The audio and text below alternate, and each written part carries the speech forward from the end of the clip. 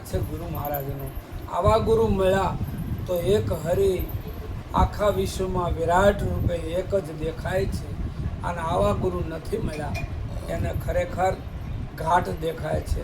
એટલે ઘાટે બધા ભૂલા પડ્યા છે. ઘાટ જેને દેખાય છે એને હરિ ક્યારેય દેખાતા નથી. બેન દેખાય એને હરિ ક્યારેય દેખાતા નથી. ભાઈ દેખાય એને હરિ ક્યારેય દેખાતા નથી.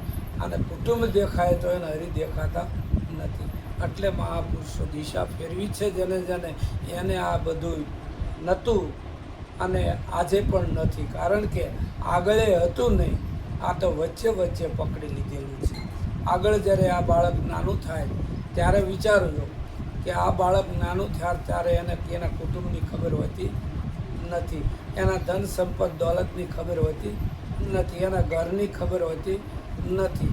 જેમ જેમ માયાના લેપમાં રંગાવા માંડ્યું એમ એમ પોતાનું મૂળ સ્વરૂપ ભૂલી ગયું. અને પછી પાછું હું આ કુળનો છું, આ કુટુંબનો છું, ને આવો છું, ધનવાન છું, રૂપવાન છું, આવા બધા અહંકારો આવ્યા છે.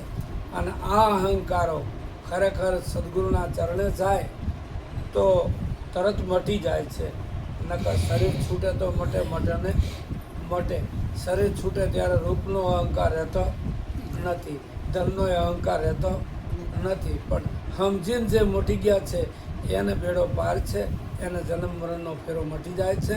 અને સમજ્યા વિના કદાચ શરીર છૂટે ત્યારે મૂક્યું એ ખરેખર પરાયણે મૂક્યું કહેવાય. એટલે જીવનની અંદર સદગુરુનો યોગ થાય અને સત્ય સમજાય જાય એટલે આપમેળે મુકાઈ જાય છે, મૂકવું પડતું નથી. બેન જ્યારે લગ્ન કરીને હારે જાય ત્યારે બાપનું ઘર 20 વર્ષ રહેતી હોય તો એને મૂકવા માટે એને કોઈ હોમ હવન વ્રત જપ તપ કરવા પડતા નથી. અને ખબર પડી ગઈ કે આ ઘર મારા માટે ખોટું છે.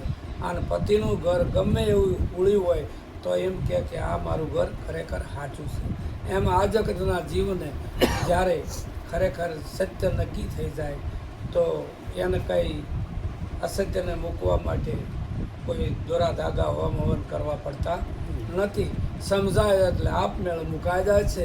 અને આપમેળે મુકાઈ જાય એટલે સુરતા સત્ય તરફ લાગી જાય છે. અને છેક સુધી સુરતા શબ્દમાં રમ્યા કરે છે, સુરતા પોતાના સ્વરૂપમાં રમ્યા કરે છે. પછી સુરતાએ ખરેખર રહેતી નથી, અદ્વૈત બ્રહ્મ જ છે, બીજું કશું નથી. આટલું બોલી મારી વાણી વિરામ કરું. સદગુરુ મહારાજની